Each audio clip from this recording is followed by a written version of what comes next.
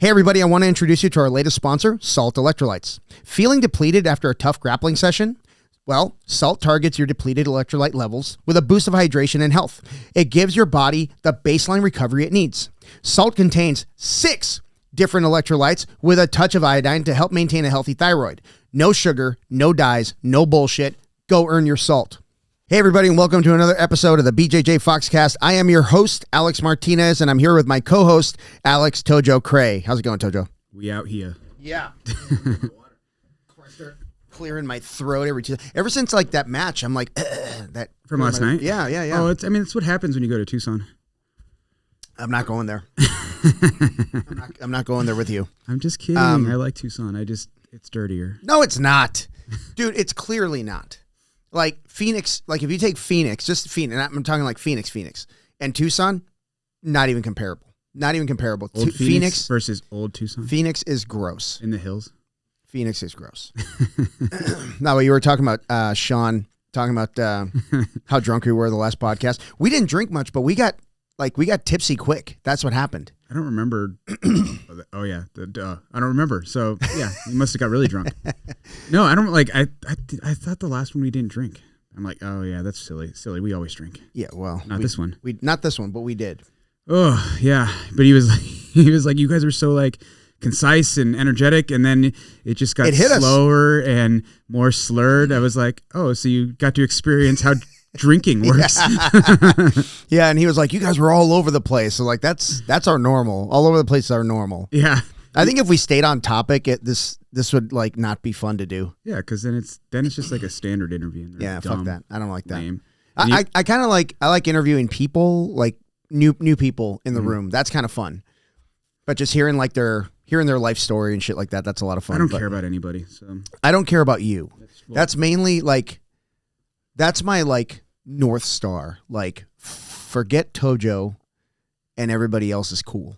That's kind of where I start. I mean, I set the bar so high that, if you forget me, it's a lot easier to like everybody else. Listen, you could hold the bar over your head with fully extended arms and you could not set the bar high. I can jump. Not even with a stepladder, my friend. Oh, my God. But yeah, Tucson last night, yesterday. Super day trip. Driving back was stupid. By the way, I got charged for that fucking room. I called the guy and he's like, oh, I'm going to waive the whatever. So I got to call him back and be like, what the fuck? Well, yeah. God, dude, I hate everything about travel is just always a pain in the ass. It's always a pain. Airlines, rentals, hotels. It's like they don't make anything easy. You're like, and you're always waiting to get fucked. Yeah. Oh yeah. Because like I was like when I was in Chicago, we had a rental car. Yeah. And I'm like, I don't give a fuck. I'm getting the cheapest rental car I can get because I don't care. Right. Give me a Prius. Yep. And thrifty. No, dude, this was like, it's called like Fox. Wow. Yeah, not BJJ Foxcast. It was just called Fox. Just Fox. Yeah, I thought it was kind of funny though. I'm going to go with this company. It's relatable. Yeah. But I was reading the reviews, just kind of sitting in the hotel room because I was just like, there was a little damage on the fender, and I marked it. Okay. You know how you're supposed to like they kind of like make you do the walk around or whatever. Yeah. And I marked it, and then I noticed later I noticed like the hubcaps had a little scuff on them, and I was like, they're gonna fucking charge me for it. And so I start looking at like reviews, and they're like, they charged me for this and I didn't do this. And I'm like, so I'm starting to like spiral a little bit. I'm like, these motherfuckers, they're going to totally fuck me when we get there. And we get there and the guy's like, he does a look over. He's like, all right, everything looks good. Sign off here saying we did an inspection. I was like, cool. And it was fine. But it was just like, for every good story, you know, it's someone who has a bad story with everything. Yeah, there's like, 10 whether it's stories. the airline, the hotel, or whatever. You know what I quit doing? I quit booking hotels through anything other than like the hotel site. 100%. I fucking can't stand it. Talk about getting fucked. Yeah. Like, because what you did yesterday where you just kind of like, it wasn't yesterday, it was a couple days before. Yeah. You kind of did a more or less last minute like cancellation. You cannot do that. No. If you go through like hotels.com. No, and if you go like say something's wrong with the room or you got to make a change, like you're going to stay an extra day or you got to make some kind of change, right? Yeah. You go to the front desk and you're like, oh, you got to go through your website. You got to go through your shit. And they're like, fuck. Okay, well. And there's never anybody to talk to. It's all automated. And it's not cheaper. It's not. Not anymore. It used to be. Yeah. But I like to use it to find everything because it gives you all of the options. Yeah. And then you go to their website. Yep. I go directly to their website. Yeah. Yeah. For everything. I don't fuck around. Yeah. The travel websites are at this point are just like, they just trap you. That's it. Yeah. Yeah. I wouldn't call them scams necessarily, but It's a pain in the ass. It's a pain in the ass. Well, they take away all of the hospitality options. Yeah. Yeah. And me being a rewards member, apparently, I have no idea. I don't remember ever signing up for Did I tell you that when I walked into the hotel in Chicago? They're like, thank you for being a rewards member. And I'm like, you're welcome. What? You're welcome. What does that mean? Do I get like free shit? I don't know. I think it's because we go through their websites. Yeah. There you go. Yeah. So go through the website, guys. Don't fuck around with the other stuff, man. It's not worth it. Yeah, fuck them. And if you work for those, fuck you. Fuck you, Expedia. Yeah. Whoever the hell you are. Yeah, you have to like pay extra for like cancellations, and it's like, or you can go through the place and you can cancel up to 24 hours in advance for free. Or if you have a change, you walk up to the front counter. You're like, hey, help me, and they're like, yeah, sure. Yeah, okay, yeah, and then they do like their monkey typing on the typewriter, and then all of a sudden it's fixed. They fake type. Yeah, because it's all clicky stuff now. Yeah,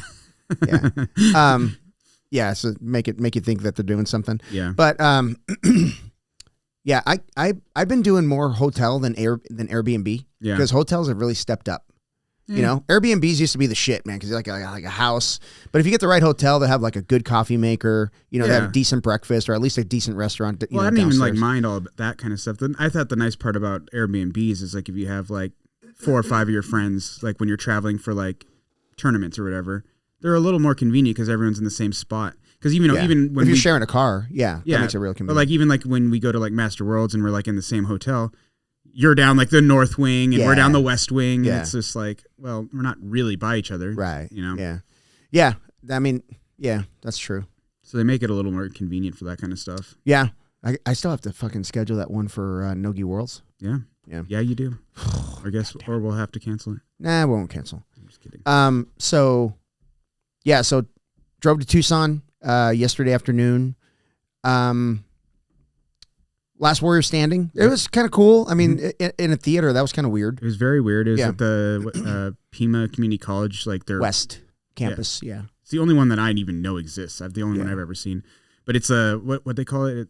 Performing Arts Center. Yeah, but they had like a weird name for it. Dude, I don't even know, man. I like, can't pronounce Spanish? it. Yeah, I can't pronounce it. Yeah, if it is Spanish, I can't pronounce it. Yeah, I don't know what that is. Someone's yelling. It's like, it's this, idiots. Can't pronounce it. Some alumni. Yeah. That no one knows. Yeah, like there was an association for it. Is there an association for Pima? Can you even be alumni for a community college? Why not? If you graduate, you're an alumni. Or you got to do like Ohio State. Like everybody's like an alumni. They never even went there, but they're all like all about it, you know? Yeah. Well, I mean, if you grew up with the Cleveland Browns and the Bengals, you got anybody who makes their college their personality is just a dork. Oh my God. Speaking of which, my ASU colored Ares shirt. Yeah. I'm glad you didn't wear that fucking thing. Cause I did I wore it to second dinner. I'm okay with that. No one even said anything. They may have spit in my ribs, but the lady's holding 2 plates. She's like, oh, shit. I think it's this one. Yes. And then Kray got the spit. Kray got the spit. Sorry, John. Those ribs were really good. Dude, that place was legit, right? Yeah. I mean, it was kind of like, it seemed a little divey, but the food was good. Great. Yeah.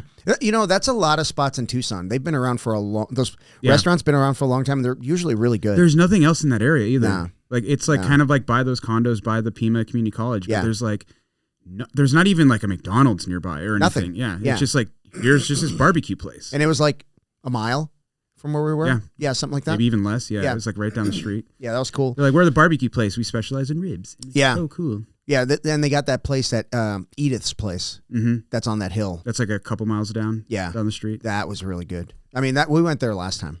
Like 5 Novembers ago. What was that thing called? Not Last Warrior Standing, right? It was a different... Rise of the Prospects. Right. And the dressing room for Rise of the Prospect smelled like Bigfoot's penis. How do you know what that smells like? Bro, I've been around. You hang around the woods long enough. You find out. It was awful. Like that. It wasn't the dressing room. It was like the warm-up area. They had like a little bathroom, but it was weird because it's an old theater. Rialto Theater is very old. Yeah. So we're in like there's like an alley and then a gap between 2 buildings that is part of the Rialto. So they set up these 2 tents, like a red corner, blue corner kind of thing. Yep. Well, there was Muay Thai going on. Yeah, well, the first half of that night was Muay Thai, right? And then they switched to Jiu-Jitsu. And those guys are disgusting. Yeah. Well, they're like Nogi athletes. Yeah. Gross. Disgusting animals. They don't even know they don't even know what shoes are. Oh my God. And they were putting this stuff on their bodies. Remember that? Were you there for that? Yeah, that was antifungal. It's for all the ringworm and all that gross stuff. Is it? No, I'm just kidding. You had me going. It's baby oil. Hey, somebody's calling me. Put that shit on me. I do, but it's got to be Amy, Kendall, or Taylor, or Jade. Yeah, you don't need to talk to any of them. Yeah, but they're like, you can set it up when you're on Do Not Disturb. Like only certain people can get to you. So I have several. This is what Sean's talking about. Wow. We're all over the place. We were talking about Muay Thai creaming themselves. Sean, don't worry about my life, Sean. You just sit there and giggle. He says his office as he starts drinking. No, he says his office is like really quiet, so he listens to it like during when he's working, and he'll just chuckle to himself, bust up laughing. Because we're fucking funny. Yeah, we are funny. Yeah, just ask me, I'll tell you. Yeah. God, this fucking mustache, dude. Oh my God. Is it tickling you like right underneath the nose? It itches. I hate it. Yeah, mine doesn't grow. It blooms. It just goes in every direction. Mine does too. Yeah. I hate it, dude. It goes in my mouth. It goes up my nose. You have to especially I don't mind the nose part as much as I like the mouth part. Yeah, I hate that. So you always have to kind of trim right above your lip line. Yeah. So it's not like, it always feels like you have like food in your mouth. Like, you get like food in the side of your face or something. Yeah, and I kind of going and you're like, oh, nope, just hair. Yeah, I hate that. Can't wait to get rid of this fucking mustache. Oh, don't worry. You got 3 more weeks. 3 more weeks of men's health awareness. Or 2 more weeks. 2 more weeks? Yeah. Yeah, it's almost gone. And then, so anyway, it was in a theater. I like how they did like the check-in area. It's kind of off to the side. It was definitely a little more organized than I remember. The Rialto, you kind of like walk straight through it seemed like kind of Broadway-esque theater, like the Rialto. Yeah, this one is more like, like a college, like you'd expect, right? Yeah. Like you have the outside, ticket booths or whatever. Yep. But they had you kind of go around the side, where all the athletes go around the side. Yeah. And then we watched most of it. I mean, honestly, like if you had a coach's pass or, an athlete's pass, you didn't have to go in the theater at all. Yeah. I couldn't even tell you what color the seats were. Yeah. Yeah. I mean, I walked through it when they called me up, but that was it. Yeah. They're red. Oh, that's it? I said they're red. It's called situational awareness. Yeah, I know. I hear it. So, so I we got there super early, so we had first dinner, which was good. Mm-hmm. And I that was a bad choice on my part. Yeah, but he's like, I don't want pizza, so he has spaghetti. That's stringified. Pizza. I love spaghetti and meatballs, dude. It's my favorite meal. I get it. It's delicious. And then the way they sold it was like homemade meatballs. I'm like, gotta eat the homemade meatballs. Mm-hmm. So yeah, I was sloshing around my stomach a little bit, but yeah, boring match. Very boring match. It's Carl's fault. No, it's not. No, it's not. Carl's little his like the pre-interview thing that you guys had to record was so funny. It was great. What did he say? He was like, what can you can expect fat, lazy jiu-jitsu. No, he says yes, that something fat, like that, or out of shape jiu-jitsu. Yeah, fat and low, or something like that. And then he said like, what you can expect? You can expect pure exhaustion. Oh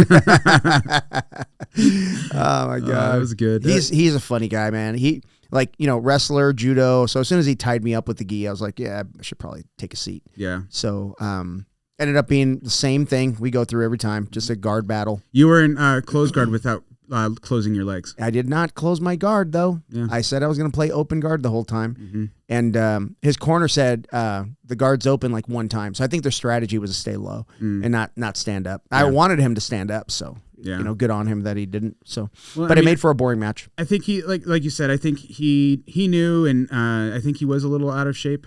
Yeah, not 100% prepared for it. Like no shade. I just like I think was the reality of it. And he played a game that was conducive to being not quite as in perfect shape as you want to be. Yeah.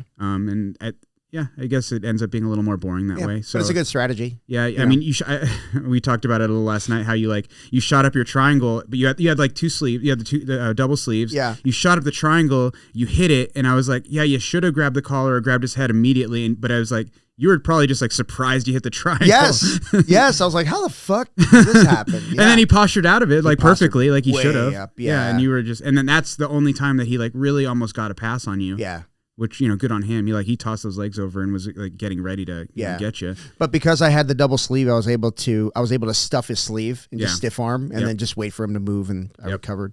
So I like that position a lot. Yeah, double sleeve. You just make it so they can't get the head control because the top side arm is just on your hip, basically. Yeah, I kind of do that in Nogi when someone's trying to pass, like they're trying to do like a gorilla pass where they're trying to pin the legs, and I just grab their armpit and I stiff arm the armpit, and then I just start sliding my hips. That's what I taught this week. Did you actually? Yeah. The other thing I like to do is I'll have when they're like, especially when you're in half guard, I'll take their outside wrist and I'll just pin it to their hip. Yeah. Like I'll have like the thumb up grip and I'll just jam it into their hip so they can't pin your leg down. They can't get your head. Yeah. So that's what I like to do, especially with the bigger guys. But that's good. But yeah, I mean, you defended that. And so and then recovered, and then it was a boring ass guard game. It was a boring ass guard game, but I'd do it all again the same way. I played some spider guard. I was trying to elevate, like encourage him to stand up in the spider. Yeah. But he wouldn't do it. Yeah, and you were playing good spider, and I was like, "Hey, you could throw the lasso," and you looked at me like you motherfucker. No, you know what happened? Like the lights is right on me, so I could barely see you. Okay. Yeah, and like I couldn't see the crowd at all. Like the lights are like on you. Yeah. So when I looked over, I was squinting more than anything because when I looked up, there was a light right in my face, and that's probably why I look like what the fuck did you just say? Well, I mean, I was like, it's the same look you gave me the time that I was coaching Granger when you guys are fighting. You're like, what the fuck? And Sierra, it wasn't me. Yeah, but when it was funny because when I was like, you can get the lasso, and you looked at me like that. I'm like, I guess he doesn't want to do lasso. And she's like, that's because you didn't say lasso. I was like, I forgot. He's a Nava Black Belt. That's right. It's lasso. Paul Nava Black Belt. It's lasso. Hey, he's a recovering lasso sayer. That's right. He's like, I always I keep trying to say it right. Lasso, right? Who, Paul? Yeah. He'll say it in class. He'll be like, I'm supposed to say lasso, right? I was like, yep. Oh, that's funny, man. But yeah. Yeah. So got the win. I don't know how me and Carl were the main event. We should have been like earlier. The fight before you, that dude is a dog. That guy's really good. Which one? I can't remember his name. He's from Tucson. He's one of the guys that's from Tucson, but he comes up to the AZ BJJL stuff a lot. Dude, we didn't know anything about him. Yeah, he just showed up out of nowhere. Yeah. And he trains at the I'm gonna butcher it, but it's Daimyo. Yep. And so I asked JT. I was like, hey, what do you know about him? He's like, I don't know. I've never heard of him. I've never seen anything. Yeah. And it turned out to be a really good scrap. Well, he always comes up. He fights Jose Munoz and Baker. Oh, does he really? Oh yeah. Oh, okay. Yeah. Okay. And he's good. Yeah. He plays a strong judo game. He likes playing that, which is kind of funny because he's so like. Well, I mean, it makes sense. I guess he's short and stocky, so. He's got that power. Yeah. Well, if that guy is Munoz's size, then he probably outweighs John by 30 pounds. Maybe. Yeah, because John's a lightweight. He's a 168er. Is he? Yeah, he might walk around 170. He's short and stocky, but he's super light. Yeah, it seemed like there was a couple where I'm like, those guys aren't the same weight. No. I saw a couple matches like that. Yeah. I don't mind that. Yeah. I don't mind that. You should be able to take fight the match. Somebody Yeah, take the match or don't. You know what I mean? Yeah, you don't have to accept it. Yeah. As long as there's that expectation, it's not like you're going to show up and be like, I was expecting someone who weighed 120 pounds or whatever. Those guys over. Yeah, fuck you. Yeah. Just fucking. Then don't do it. Yeah. Yeah, so that's why like Carl and I, it's so funny because like I wasn't on there's a group chat for head coaches on that promotion. Further promotion. Yeah, and I wasn't on it. So I'm like, okay, well, I guess I'll just show up, you know? So I hit Carl up. I'm like, hey, man, I don't know when to be there. I don't know, like, what we're doing. He's like, be there Monday. 8:45, sharp. So Carl and I were messaging back and forth, like, what to do. And then he's like, hey, what color gi are you wearing? I was like, I think I'm wearing a white one.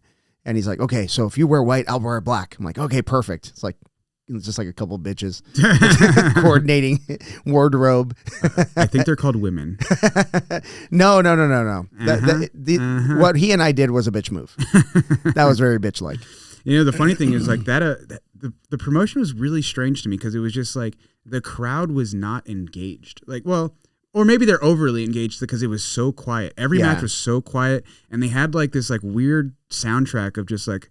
Kind of like intense like scenes of action movies. Yes. Like, I was like, where did they get this score from? Like some of them you're like, that kind of sounds like it was from Pirates of the Caribbean or something. And you're just like, you can hear like the athletes going, and then you can hear like maybe one or two people in the crowd say like, go Timmy or whatever. But like that was it. Yeah. It wasn't like, I've been to a lot of like fight to wins, and like the crowd's wild the whole time. Until it gets down to like those really like chess matches, for the final. Yeah, but did you see anywhere like where people could buy like alcohol or anything? I didn't. No. Yeah, so that might have been part of it. I honestly didn't see anything where you could buy anything. Yeah, well, there's a pizza. Well, yeah, outside. Other than the pizza, there was a coffee. There's a coffee truck. Oh, I didn't even see that one. Yeah. The pizza was the little tent. The truck was coffee. Oh, okay. Yeah. So they're right next to each other. Yeah. But there wasn't like a concession stand where you could get whatever. Nah, I don't think so. So that might have played into it a little bit. Yeah.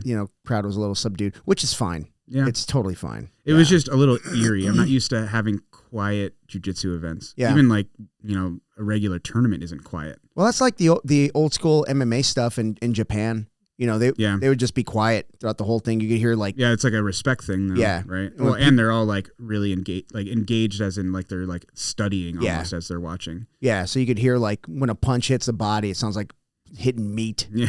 Pop. It's almost like they are hitting meat. yeah, they are hitting meat. Yeah. So I think that's pretty cool. I kind of enjoyed that when the UFC was doing their events, like I think it was in Saudi Arabia during COVID. During the pandy. Yeah, when there was like no crowds. Yeah. I loved it. Yeah. I loved it. Well, I mean, what I liked about it, I can't remember what fight it was, but there was a fight where, the guy's stand on his feet and you can hear like his boxing coach talking. Yeah. And then then the wrestling coach piped in. And then they get to the ground, the jiu-jitsu coach piped in. I was like, oh, that's pretty fucking cool. Like, I thought that was really neat. So I don't know. It was cool. I mean, it was cool to be in the backstage. Like you said, the coaches got wristbands, which is like nice to have like that actually like that part of that thought out. Because a lot of organizations don't really think that stuff through. Like the Fight to Win doesn't really think that through that much. Yeah. You kind of are just there. Yeah. And anybody can be like, I'm his coach. Yeah. And then they get their whole entourage come up on the stage. You have the 20 J Pages guys going up there. They travel deep, dude. They do travel deep. But you know what I mean? Like, it's just like, it's kind of nice because it keeps it a little less cluttered. Yeah. When you kind of get, and they you could write them in who you needed to have as your coach. So like, Sierra showed up later and we were able to like just write her name in. So I'm like, just go there and they'll give you your wristband so you don't have to pay. That worked out really well. It worked out perfect. So that was cool. I'm surprised she went. I didn't realize she was going. Bro, I didn't know, and she didn't say anything to me until you mentioned it, and we were like at the gas station like a mile down the street, and we were almost there. Yeah. So I texted her and I was like, so you're going to be in Tucson or what's that about? She's like, yeah, I'm coming to help support Alex. I heard about that morning. We went and rolled with Vin's class over at Paul's. Yeah.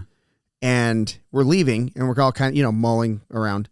And then she's like, yeah, I'm going to go play with the dogs for a while. And then I'm going to head out to Tucson. I'm like, what are you doing in Tucson? She goes, what are you doing in Tucson? And I was like, I'm really confused. I'm like, are you on the card? She's like, no. I'm like, then what are you doing in Tucson? She's like, what are you doing in Tucson? I'm like, quit fucking with me right now. So that's how I found out that morning. She's like, I'm coming to support you, you idiot. Yeah, idiot. Yeah. Oh, yeah. Like, I don't know. You didn't say anything before this. She never does. I know. That kid. Oh my God. Sierra, if you're listening, you drive me crazy. Yeah, that's what she does. Yeah. But yeah, so making the switch to Nogi. I saw a lot of Nogi folks on the mat. So today? Yeah, at open mat. Yeah, that was cool. Got some good rounds in. It's fun. Yeah, more people have been switching. I think they're seeing a lot of us do that, so they're just like, "Oh, okay." Yeah. Well, when I walked in, I was like, I purposely left my gi at home because I know I'll wear it. I'm very comfortable in the gi. Yeah. So I wanted to kind of not. Yeah. Yeah. I feel like I disappoint Ramsey.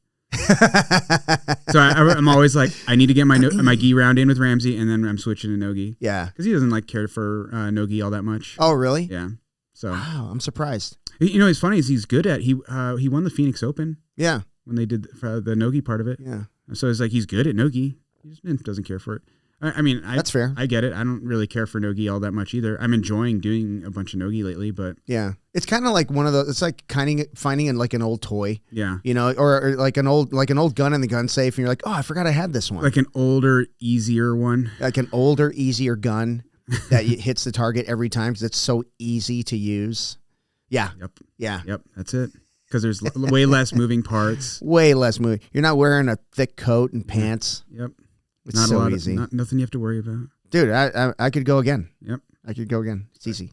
Kelsey was like, you and Alex really went at each other today. I was like, that's our normal. That's what we do. That's our normal. Well, actually, when there were those people in the front desk and you walked over to talk to them, I looked at Kelsey. I was like, he's one of the few people I trust enough to go that hard with, you know?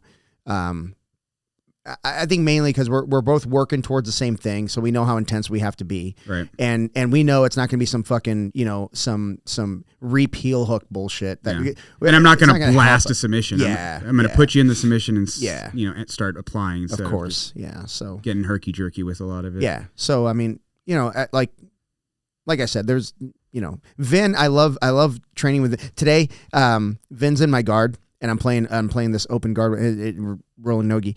And he brought his arms to the outside of my knees to kind of, mermaid you a little bit. Yeah. So then I grab his head. This is what I love about training with Vin. I grab his head and I pull his fucking cheek into his face, into my knee. And I'm just like holding it there. And he's kind of grinding him a little bit. He's getting so mad. He's turning red. And everybody's like, oh, that's kind of fucked up. It's like, that's what I love about rolling with Vin. You can do some fucked up shit. He's like, okay, this is what we'll do. Dude, oh my God. I love getting under his skin because like Sierra and I will like, when we roll with him, we'll just be like, he'll do something like good. Yeah. And we'll be like, more power, I guess. Oh, because we just like tease him because he's bigger than us. Yeah. He's like, oh, he's probably just going to be like more power. And he's like, yep. I was rolling with him and he got me in the lockdown and he was actually able to finish the calf slicer on it. And I'm like, fuck. Yeah. Mo power, baby. And he's like, fuck you. Yeah. I enjoy his class. It's fun. Yeah. His class was fun. A lot, we were just actually, a couple guys we were talking on the mats today and we were talking about like, I always feel guilty about going somewhere else in training when there's a class going on at my school. I mean, I know there isn't one today. Yeah. But if I'm at someone else's open mat on a Saturday, I'm like, fuck, I got my own open mat that I could be in. Sure. But sometimes, dude, I just want to be not an owner. You know what I mean? Like, well, I mean, I think open mats are a little special because I think sometimes the point of an open mat is to go get some other looks. Sure. Yeah. Yeah. It's not like like it's an open mat. It's not like a sparring class where it's just like your school, like, some schools will have like their technique for an hour and then they'll have a half hour and they're scheduled like that. Yeah. Like they'll have 1 hour here on the 1 hour block and then they'll have a half hour or an hour block of sparring or whatever. Yeah. And it's like another class. Right. But the open mat, I think, is like where you expect to have people from other schools come and you get those, people you don't ever see or people you don't see often. Right. And you get those outside looks. Otherwise you're rolling with the same people over and over and over again. Yeah. Well, I'm definitely going to be doing Chris's wrestling class. Okay. And then open mat after on Saturday. That's on Saturday. Yeah. So I'll be doing that. And a lot of my guys love to roll Nogi, so there's a lot of Nogi runs. And I get a lot of guys from just around that area that go to other schools. Yeah. And we get good rounds. It's a lot of fun. Yeah. I mean, I feel like Paul's Sunday open mat is like second to none though. It's legit, dude. It's so much fun. Yeah. There's I love going. People. Yeah. Like people from Goodyear. Yep. People from Grey Wolf. Yep. People from like all the other school, like Pages will come. Some people from there will come over. People from a bunch of other schools will come out, and it's a couple of those cool. Dark Matter guys showed up today. Oh, did they? Yeah. I feel like they don't kind of engage with a lot of the Ares stuff. All that often. I was talking about that the other day, man, and I feel like it's just like me and Paul and maybe John that really we go out of our way to kind of support the other schools when they tell us what they have going on. Yeah, but I don't know that we have that much engagement right now. In general. In general. Yeah. So Q is always down. Like if he's in town, he'll support. Yeah. But yeah, it's like. How many guys from Ares Peoria have you rolled with? Well, they are kind of like the pro team from Goodyear went to Peoria. No, they went to Pinnacle. Oh, you're right. Pinnacle. Yeah, Pinnacle's got some. I get Pinnacle and Peoria mixed up. They're the same school in my head. I don't know. I think they're in the same area. Like pretty close to each other? Yeah, I think so. I've never been to Pinnacle, but I know the owners are they're they got full-time jobs, so they do that Which part-time. one is Shannon Horn? He's Peoria. Peoria, okay. Great guy. Shannon's a great guy. Mm-hmm. Yeah, and his son, great dude too. I mean, they compete a lot, dude. They travel and compete a lot. It's cool because they always compete together. It seems like it's almost always the same events. Yeah, and Shannon started reffing like I think 3 years ago. Yeah, and he's doing some pretty big events now, so which is good for him. Cool. Yeah, I don't know, man. Would you ever want to ref? No, I've done it before. No. I'm good. Yeah. I think it's something you really have to dedicate yourself to. You can't dabble. Well, I mean, you know what it's like to be at like especially big tournaments, man. Yeah. It's like sometimes you just can't wait to get the fuck out of there. Yeah. And like especially when you have like a lot of people like, that are competing, you want obviously you're there to support, right? Yeah. You want to coach your students, but like that in between time, you're like, man, it's nice to be able to be like, I'm gonna go walk outside, or whatever. I'm gonna go get some lunch or something. Can't do that really as a ref. You kind of have to stick around the building. Yeah, because they need you all day. They need you all day. You're kind of stuck, huh? Yeah, I mean, lunch is provided. It's not like they're like slave driving, but it's honestly just like I would prefer to leave the venue for lunch. Yeah, for sure. 100%. That would be cool to get like an hour. Hey, be back in an hour. Cool, yeah. I'll be back. Yeah, if you find that intermission, God, the problem is like the schedules aren't like ever like on, which is like, of course. I mean, well, you're dealing with people. It's such a dynamic experience, right? Yeah. So, yeah, it's never going to be perfect, but yeah. Sierra and I talked about maybe following World League around next year. Yeah, she was telling me that. Yeah. Yeah. Why not? Why not? They put on a good event. Yeah, I think it'd be fun. Yeah. Yeah, so we'll do the locals and then we'll do World League. World League, my understanding is trying to do like a Pans and a Worlds type thing too. Yeah. So like big tournaments. And it's going to be points based at all levels, which I think is neat. Yeah.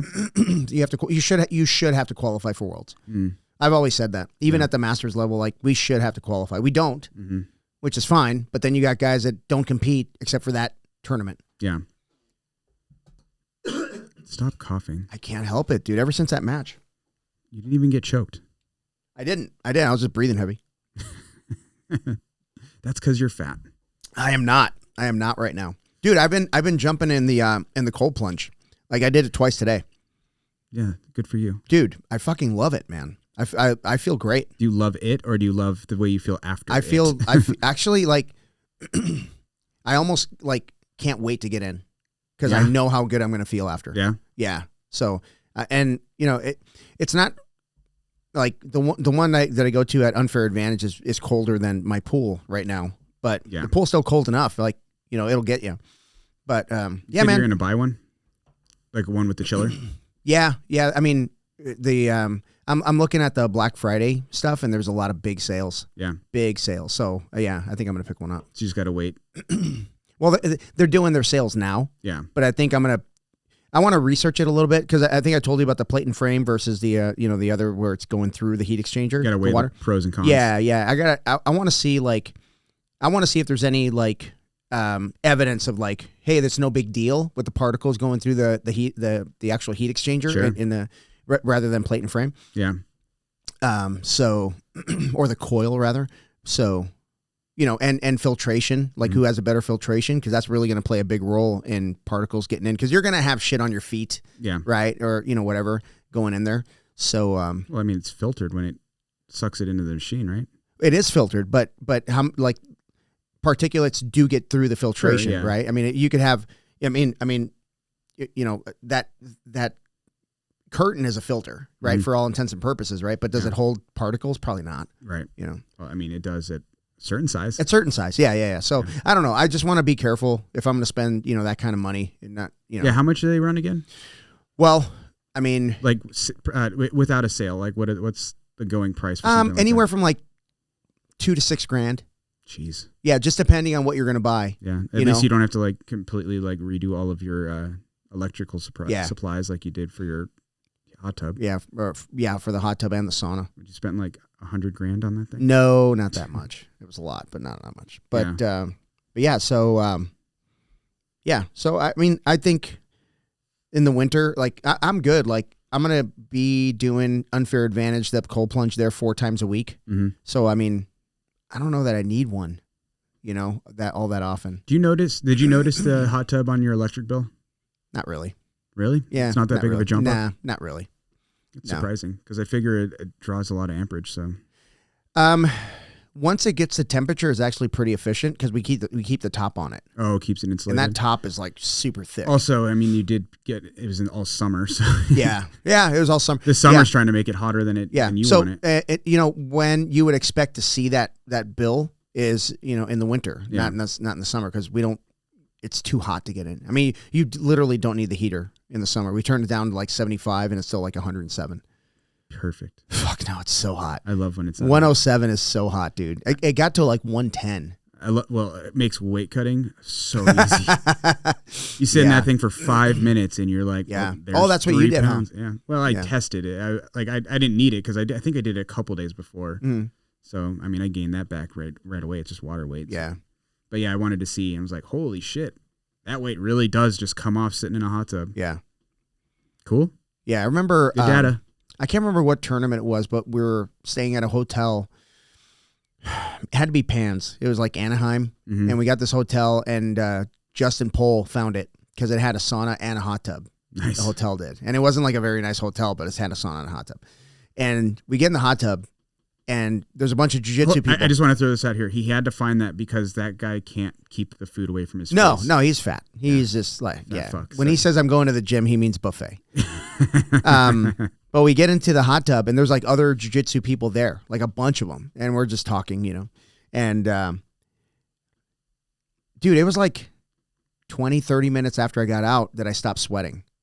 Because you're completely dehydrated? No, because somebody put Epsom salt in the hot tub.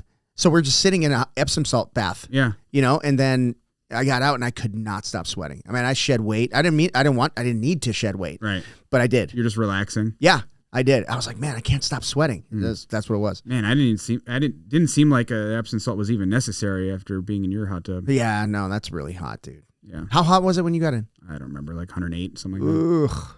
No, you can feel that one. It's so hot that the hot tub's like, are you sure about this? There's a red flashing light, like, don't get in. It's like, I'm not a pussy. Yeah. Oh, I am. Yeah, I wouldn't do it. But you'll jump in the freezing cold water. Oh, it feels so good, dude. It feels so good. Yeah, so when I train with Woes, I'm actually going to do the cold plunge before our workout. That sounds dangerous. No. Woes says it does something. I don't know. Says it does something. I don't know. He says whatever. I told him, man. I said I'm just going to do what you tell me. Yeah. So you tell me what to do. He's like, good. I can use you as my test dummy. That's pretty much how it's going to work out. Yes, that's pretty much how it's going to work. He's out. like, let's see if. I broke Alex. Okay, noted. Don't do this. Well, Gustavo Dantes was working with him. Didn't you see how fucking shredded he was? Yeah. God. He's been competing a lot lately. Yeah. Yeah. He's looking good too, man. I mean, he's got that he knows how to turn that switch and if he needs to cut, he's cutting. Yeah. Yeah. Same with you saw Q before Crown today. He was shredded. Yeah. Yeah. Q can do that. Yeah. Yeah. He's got that. I think he has to get so shredded because I think he sits better at lightweight than he does at featherweight. Okay. Yeah, because I think he's like a little taller than I am, and I think he's got more muscle than me. Okay. So when he cuts to feather, he's got to get shredded. Yeah, I remember when he first moved down here, he was like, he was so happy because it's so hot that he doesn't have to cut weight. It's easier to cut weight. Yeah. I imagine people that live in Louisiana. God, that place was so fucking humid. Bro, I can't imagine. I would not want to live there. Yeah, that's what it felt like in where were we? Was it Mexico that we were just we were just there's not really air conditioning in a ton of places. It's either awesome air conditioning, where with the mini splits, it just everywhere blast you. Yeah. Or you're right by the beach and it's just hot air. It's hot air. Humid air. Yeah. And you're just kind of you just got to get used to being sweaty. Yeah. I love it. It's fucking great. Just got to I need a shower every half hour. Yeah. That's what the pool's for. That pool is a little cold though. I jumped in. Yeah. It wasn't bad once you got in it. Right. But they have a heated pool, but it's on the opposite side of where we were staying. And they have a swim up bar and everything. Well, I didn't realize that that whole courtyard was as small is the wrong word because it's big, but it's everything is kind of you walk a couple 100 feet and then you're in the next pool, and then another couple 100 feet and you're in the next pool. It's almost all connected. It's not this big compound where it's I can't walk to that other pool. That's too far. Yeah. Yeah. So it's nice. They have a gym in the middle. You see that house that's always empty? Yeah. No one's there to work out. No one's there to work. Well, I mean, you get some psychos that go there and work out, but yeah, not many. Yeah, I think probably for like the people who are not there like on vacation, really, they're like, oh, this is kind of just like our home away from home kind of place. I think Fight to Win's in town next week. Yep. Is it next weekend? It's got to be next weekend because the following is Thanksgiving weekend. The 22nd, I think. Yeah, so that's next weekend. Yeah. What do you think about that? Another really, really, really short heads up on it. That's the worst part, man. Yeah. Like, how do you even match the fights up? You know what I mean? Like, that's got to be so thrown together. I mean, no one's gonna. What are the matches? Have you heard anybody? Nope. We'll find out like Wednesday. Yeah. Before. If we're lucky. Yeah. Like, I mean, I don't know what goes into him scheduling that or who does the scheduling for like when and where they're going to have events. But I'm glad he's doing them again, but I wish we had more heads up. They need to like sit down, like right now, write out the calendar for next year. Yeah. Yeah. Right. And don't spread yourself too thin. Like, don't have one every weekend. Like, it seemed like they got a little spread thin. Yeah. Yeah. I think some scarcity is always good. Yeah. But I mean, you have bigger events that way, more successful events that way, right? Because you can have like, okay, so we have one in March or something. We'll say March 15th, we're going to have, a Fight to Win in Phoenix. Yeah. Now you can start, inviting people, like you can start scheduling stuff. Like, because I mean, it is cool like to see local competitors, but it's also cool to have like, sometimes you get, Keith Krikorian or you get, Gabe Souza or somebody who like will drop in a place that he's not from. Right. So it kind of like adds a little spice to like the event, Absolutely. Especially those like the main event type things where you have time to schedule stuff. They have time to prepare for it because no one wants to see somebody who's like not in shape. Like, because a lot of people don't realize it's like a lot of these like really high end athletes, a lot of them train year round, but they peak. Of course, there's definitely times where they're have to in perfect shape, and then there's time when they're just in good shape. Yeah. So if you're training, like this is just from the triathlon days, if you're training year round, which you should be, right? You go through different phases where you're going through like a base cardio phase, right? And then you start building from there, whether it's going to be like, a hilly race, maybe you work up to those hills, but you're never at that, I can climb 10,000 feet tomorrow. Right. Thing all the time. You can't. It'll just break you. Your body will break down and you won't be able to recover. Right. So they're definitely go through phases, training phases, and peaking at the perfect time. Right. If they do it right. But you can't do that with 2 weeks. Fuck no. No way. It would in my opinion, it'd be easier for them because they'll have time to actually match make. Yeah. Right. And you'll have better performing athletes because they'll have time to like. Especially when you're talking about a super fight, like say you're fighting like this guy who has a really good guard game. I'm going to focus on how to pass guard, like my passing guard game or whatever, or at least like getting him to engage in my game or whatever it is. Like you can actually like come up with a plan for how you want to approach that particular fight. Yeah, and if I'm one of the competitors, my first question would be, are you going to have those stupid fucking rails around the mats so that we can break our necks? That wasn't their fault.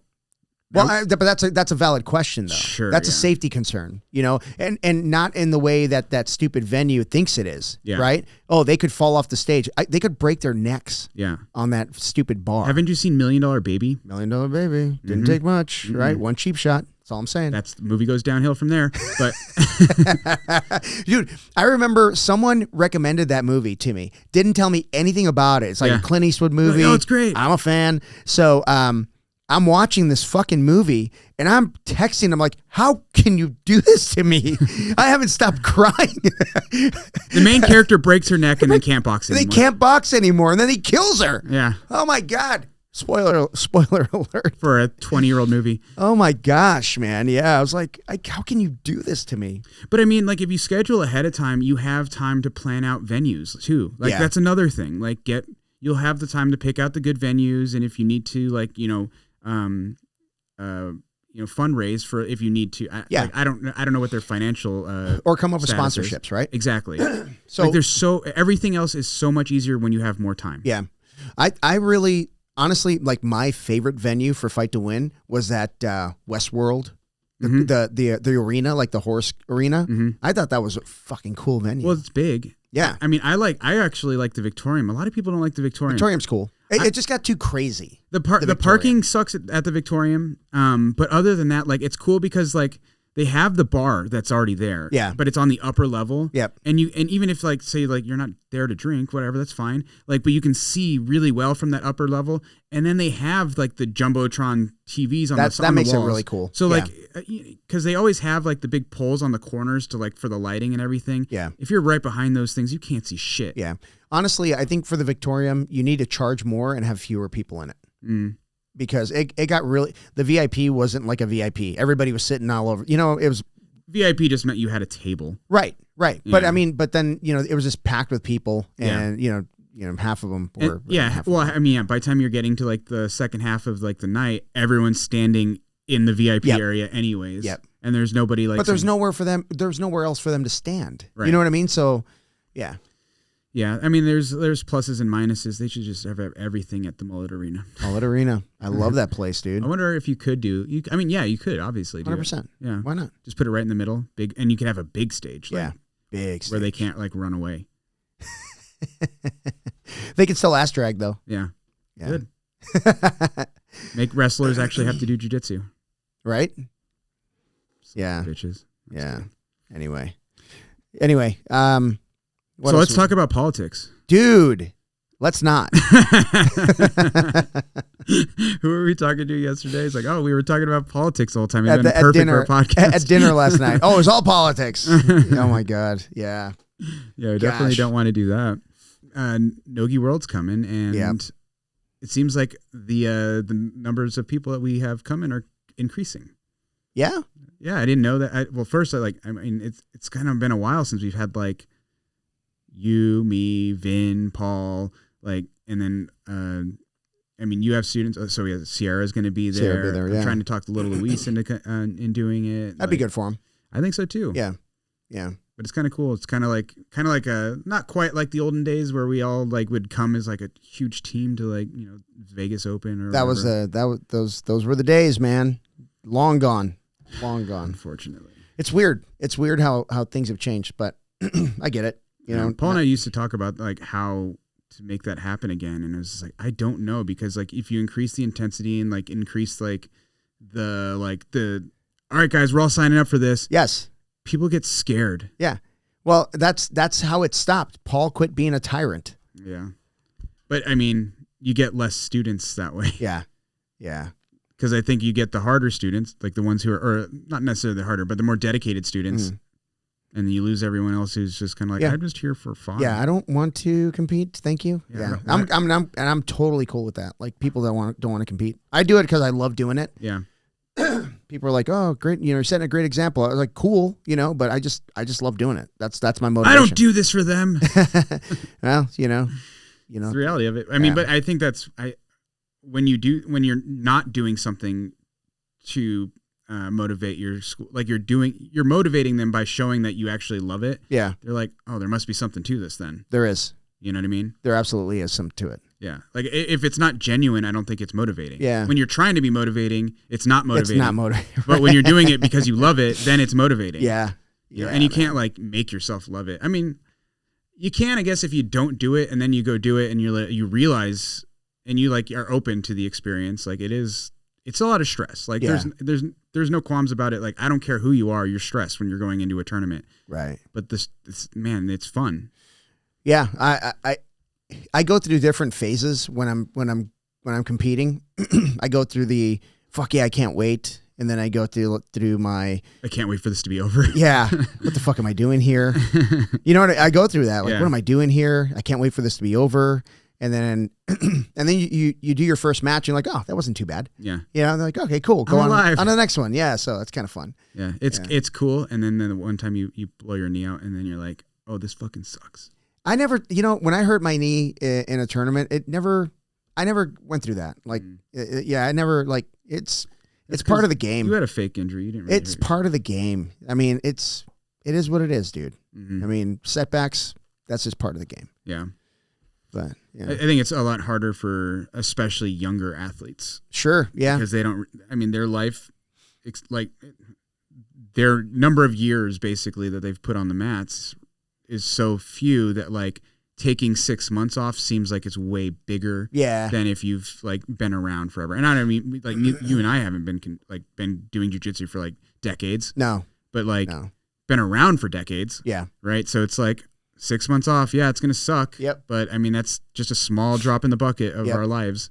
Absolutely. You know? Absolutely. That's the reality of it. It's like you kind of just got to, I mean, it sucks. Like everyone goes through their little mopey phase. It's fine. I think it's natural. I mean, it sucks. And you're, you know, you mope around, like you said, mope around a little bit, but then you just, I don't know, just handle it. And then you just start putting one foot in front of the other and start working towards getting better again. That's it. That's all you can do. And the thing is, like, you don't quit anything. You replace shit. A lot of times. Yeah. Right?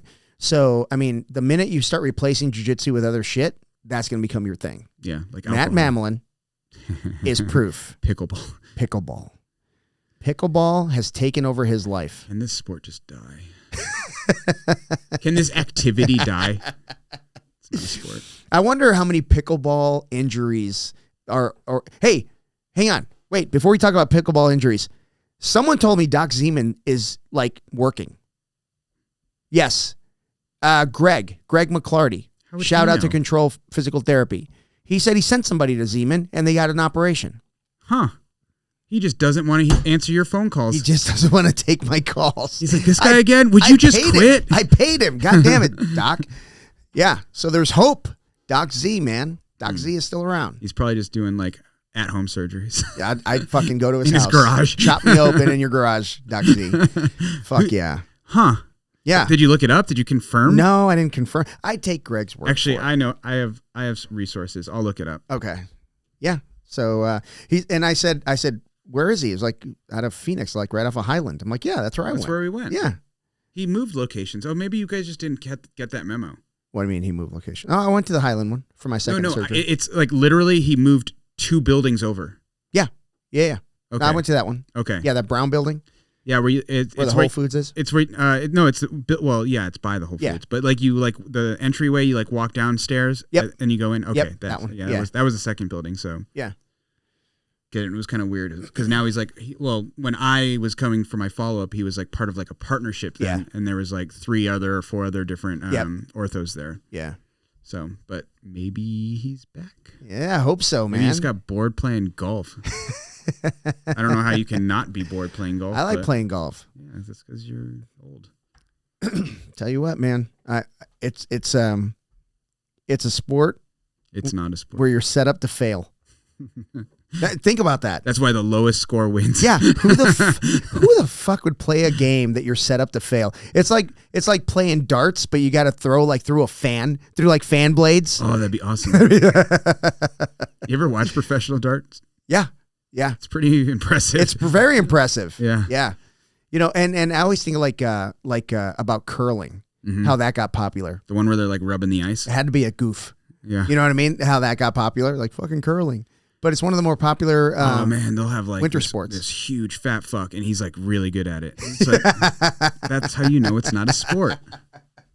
If you can be out of shape and be good at it, it's not a sport. It's not a sport. Yeah. Someone's mad about that. Oh, I'm sure. Dude, yeah. We just started shitting on pickleball. We lost 6 listeners. Yeah, I don't care. Those are the 6 listeners we don't need. Oh, I need them. Nope, don't need them. We're down to 7. God damn it. We were at 13. We're breaking that little plateau. I'm really good at ruining endorsement deals. Buy salt. Buy salt. Yeah. So, I always wonder, like, because it's not, I don't know how many young people are playing pickleball, but I know it's like guys in their 40s. Well, it was invented for like retirees, I thought, right? Isn't that was it really? I thought so. I bet there's knees blowing out all over the That's what I'm place, saying. Dude. I'm like, this doesn't seem like a good sport for that. Badminton, because that birdie stays up in the air for a while. Yeah. Did you see that shit in the Olympics? Yeah. The badminton? Yeah. Oh, they're just like, whack, whack, whack. they fucking crank on that thing, and it goes, Yeah. It's fast for like a half a second, and then it just stops. 3 feet of fast, and then it starts going down. Oh, I better hit it. Bing! Fucking go the other way. Oh, my God. And you got to get it over that net in one shot. So you really got to whack that thing. Oh, you can't like pop it up? And because they have partners versions of it, right? But you got to get that thing over. Yeah. I remember playing badminton like in junior high, where they they kind of just like make you like expose you to a bunch of different stupid sports. Yeah, I thought it was fun. Badminton was cool. My favorite thing when I was a kid was kickball. Oh, fuck yeah. We used to blow up kickball. Dude. Dodgeball. Dodgeball was a lot of fun, yeah. Dodgeball, with the rubber balls. Oh, yeah, no, the heavy rubber balls. Not the foam ones. No. The rubber ones. Yeah. Because when you hit someone in the face and you hear that ding! Bing! Oh, my God, that was so satisfying. Oh, my God. Or if you threw one at, like, I'm sorry, but like a nerdy kid, if you threw one hard at a nerdy kid and it was low and he tried to jump it and it hit his him foot. In the dick? No, it hit his foot. Boom! And his legs go out from under him. That was so great. Oh, my gosh. Oh, those are the good old days. Those are great. I think in your days they had boxing, didn't they? No, we didn't do boxing. We did football, though. You could play. They still have football. Organized football in 5th grade. You didn't have to do like Pop Warner or nothing. Oh, yeah. Yeah, it was like we play for your school. Man, I don't remember. I'm sure they did. Yeah. But yeah, we had those old fucking shit helmets that had like, there was no padding. Well, maybe on the ears. There was like ear pads that didn't do anything, I think. But then like it was like almost like like you would see in a hard hat, like for construction. Yeah. That little web that. Oh, yeah. That's all we had. Really? That's it. And then there was this plastic thing. I mean, you're in 5th grade. How hard can you hit? There was like a thing that went across here and this plastic thing that went, man, I bet there was a lot of concussions. Nah. I bet little kids can't hit each other that hard. I don't know, man. I always, I remember trying to get into soccer in elementary school. Yeah. And they're like, oh, you have to call this guy. So we would call him and he'd be like, wouldn't answer. You'd leave a voicemail. He wouldn't call you back. And I'm like, I guess he doesn't want us to play soccer. I remember trying because my friend was on like the team, so like that's how I like figured out like. Was it like a travel team or something, or just like a rec team? It was like Pop Warner type thing. Okay, where you like you just it was an outside of school organization, right? Yeah. So you kind of like just got. So I remember trying to get a hold of this person. This is like how I remember it as like a 10-year-old or whatever. Yeah. But I remember like just trying to like get a hold of this person for playing soccer, and just like could never get a hold of the person, and so I just never got to play soccer. Huh. Oh, interesting. Yeah, I guess he didn't want our money. I guess not. Yeah, I asked my mom a long time ago after Tony was playing Pop Warner. I was like, how much? I said, what do you have to buy when I played football? She's like, we bought a mouthpiece, cleats, and socks. That's it. That's it. Everything else was provided. Yeah. And now it's like you got to buy everything. Do you really? Helmet, shoulder pads. When Tony was playing, we had to buy a helmet, shoulder pad, the pants, and the pads on the pants, and cleats and socks, and then they had 3 jerseys. They had a practice jersey, they had an away jersey, and a home jersey. And these things were like made like legit. Yeah. And these are for 12 and 13-year-olds. I'm like, what the fuck are we doing here? And you have to do it every year. Yeah. Oh, yeah. Different jersey every year. Yeah. So then they would have these fundraisers, these poker night fundraisers. I fucking hate poker, dude. Texas Hold'em, I fucking hate it. Like, I'll play. I'm good for about 20 minutes. I really can't wait for pickleball to go to the way of Texas Hold'em. Do you remember when everybody was like, "Oh, we're playing Texas Hold'em. Oh, we're playing Texas Hold'em." Yeah. I haven't. I know people who go play at the casino. Yeah. Okay. Great. But people don't have like Texas Hold'em nights anymore. No, like they used to. Yeah. I can't. We would have this thing, and it's a bunch of guys that can't do math, and you're like, okay, this is fucking ridiculous. Yeah. And then. None of you guys know the rules. No, oh, God. Yeah. And these guys are like betting big early. I'm like, what are you doing? Everybody has money, idiot. Yeah. You're not going to bully anybody, you know? So, yeah. So you'd buy in. I think it was like maybe like $100 buy-in or whatever. And there was like a tournament. They had a bunch of tables, and you go down to the last table. I was so glad to just fucking, I'd have like a 2-3 like off suit, and I'd be like, I'm all in. Yeah. Just so you can get out. Just so I can get out. I want to get the fuck out of there. I don't want to hang out with these guys. And then I won. Nah, I've hit some of those. Yeah. Fucking embarrassing. But here's the thing, and this is no offense to anybody that has kids in Pop Warner. I'm sure you're a great person. I'm sure you come from a great family. But a lot of these guys that I was surrounded by at these poker tables, they peaked in high school. Yeah. They peaked in high school. You know what I mean? It's just... And they can't wait to tell you how good they were in high school. Oh, and they all want to be coaches. Yeah. The coach that Tony had, he was really good. Yeah. And they had like him, and they had a couple assistant coaches, like maybe 3 or 4 assistant coaches. They were all really good, but all of the other dads were like, "Oh, I can help. Like, who is the engineer who's like, I'm going to start coaching for his daughter's team or whatever?" And he nerded out. Yeah. So I can't remember his name, but he owns the Sacramento Kings. Okay. So I saw like I don't know if he still does, but at the time he owned them. He was at his company made software that ran the navigation for airplanes. Right. So his daughter's rec basketball team needed a coach, and he was like, "Yeah, fuck it, I'll do it." Yeah. Right. So he didn't know anything about basketball, so he started reading on basketball, like strategy, stuff like that. Yeah. And he realized that there was this formula that he found that said that the team that turned the ball over the least usually won by like a percentile, like 60% of their games or whatever. Right. So he used that strategy, and they had a great season. Yeah. And he fell in love with basketball. And then one day, the Sacramento Kings were for sale, and he bought them. Yeah. I thought that was fucking millionaire, cool. billionaire. Oh, yeah, billionaire. Yeah. Yeah, so it was just cool to like this nerd applied like basically an algorithm to like where to focus your energy as a coach. That's it. Yeah. And created a winning team. Yes. I mean, obviously you got to learn to dribble and shoot, right? But if you follow like that, if you have a strategy like that, you have something to follow, right? Yeah. So a lot of ball handling, a lot of passing, stuff like that. And I thought that was pretty cool, man. Yeah. It's pretty fucking neat. Nerds are taking over the world. Nerds, hey, man. If it works, it works. Can't wait to throw a dodgeball at him. Yeah, dude. Fucking crazy. Yeah. So, yeah, I thought that was neat. But, I mean, you know, did you see that? You didn't see the podcast I did with that Jake O'Driscoll guy? The Australian guy? Yeah. No, I didn't catch that one. You should watch it because... Is he a nerd? Yes. Okay. He's not a nerd, but he's very nerdy about coaching. Mm-hmm. And he was talking about like people that want to get into coaching. It doesn't matter like what the sport is. Yeah. He's like, there's a roadmap. Mm-hmm. All the best coaches did all the same things. Mm-hmm. And he said it all starts in the film room. Right. Like if you want to studying. Yeah, studying. If you want to start coaching, start studying. Right. And I was like, man. When it's just like anything in jiu-jitsu, when somebody points it out, you're like, yeah, of course. Obviously, right? Yeah. But that's kind of like what I did like right off the bat when I didn't know shit about coaching. So I started, just studying jiu-jitsu and learning how to articulate what I'm trying to show, right? What I'm trying to teach. Yeah. And that helped a ton. Well, it's like, for jiu-jitsu, it's like watching Pans and Worlds, the black belt matches or whatever. Now I feel like you. Thank you. Water? Press a button.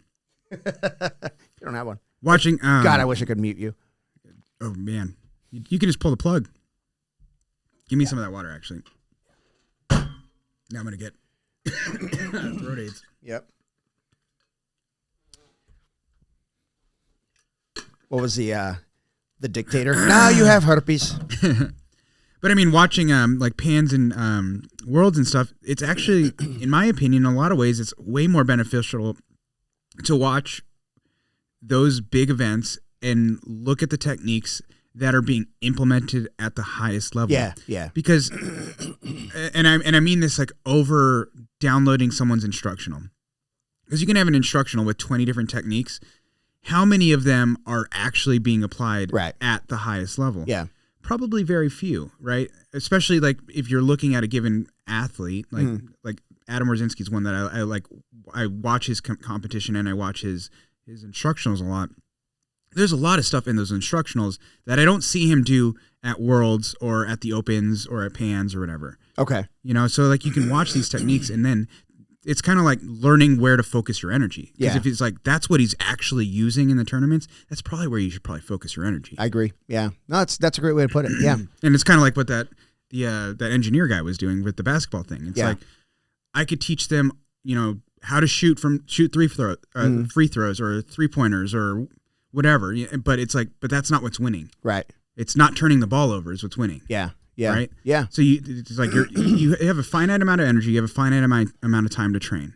Yeah. It's like, if you can figure out the best place to put your energy, that's what's going to make you successful in competition. Yeah. Especially if you're like a novice or a hobbyist, you have probably 5 hours a week that you're training max. You should probably start studying. Well, I mean, at even least as much. Even as like a professional athlete, like the black belts that are doing adult black belt worlds, it's like they're still, you can't train 24 hours a day, 7 days a week. Right. That's how you get breakdown. They spend a lot of time on recovery, a lot more. That's like the not pretty stuff that like a lot of people don't see on Instagram and stuff. Yep. It's like those guys spend a lot of time doing recovery stuff. Right. So they do train a lot more than most people for sure. 100%. Yeah. But they're not in the gym rolling like 100% all day, every day. That's not what they're doing. Yeah. Well, it's like when my son is doing MMA and he talks about all these sparring sessions, and I'm like, dude, the pros don't spar that much. Right. Right. Because technical stuff. That's all damage. Like you're taking damage. And Cowboy Cerrone, he's like, yeah, I know how to fight. I don't need to fight anybody. Like, he just works technique and strategy. And I thought that was... And conditioning. Yeah, and of course, yeah. But I thought that was brilliant of him to say that, because there's kids coming up thinking, like, you got to spar, 3-4 times a week. And, dude, that's a lot of brain damage. Well, that's why you got to get a good coach, right? I don't know anything about his coach or any of the whatever. That's not the point of this. But I'm just saying, like, if you have a coach that recognizes that... Because the problem is the guys who really want to be good MMA fighters, they're... tough guys. Yeah. They that's what they think that needs to be happen. They need the nerd. They need the John Donahers or whatever, the guys who are going to do the studying and figure, and the owner of the Kings or whatever, who's going to like do like the math. Right. And figure out where the best place, the smartest way for this person's future. They need these people in their lives. A good manager, good coaches for, striking, grappling, takedowns, all that kind of stuff. Yeah. And I think people get a little bit ahead of themselves, in what they're trying to accomplish. Like if you're coming in with like zero experience, just learn how to escape. Yeah. If you can do that, you're in business. Like you can do a lot of shit, right? But a lot of people are like, oh, I want to learn, a guillotine, or I want to learn an ankle lock or something like that. First of all, pass guard like an adult. That's all I'm saying. No, I'm just kidding. But I guess that's on us as coaches to understand, like, hey, there's a process to this also, and being able to communicate that, because in the absence of an explanation, people make up their own story, right? So, it's really important to, like, a new guy comes in, like, hey, your job is to run like hell and learn some shit along the way. Yeah, I rolled with Conrado a couple of weeks ago, and he not pulled me aside, but like kind of like stopped me at the end of our round or whatever, and he was like kind of like asking me about, like, he's like, do you think I play too like defensively? And I'm like, dude, you're actually like really hard to submit.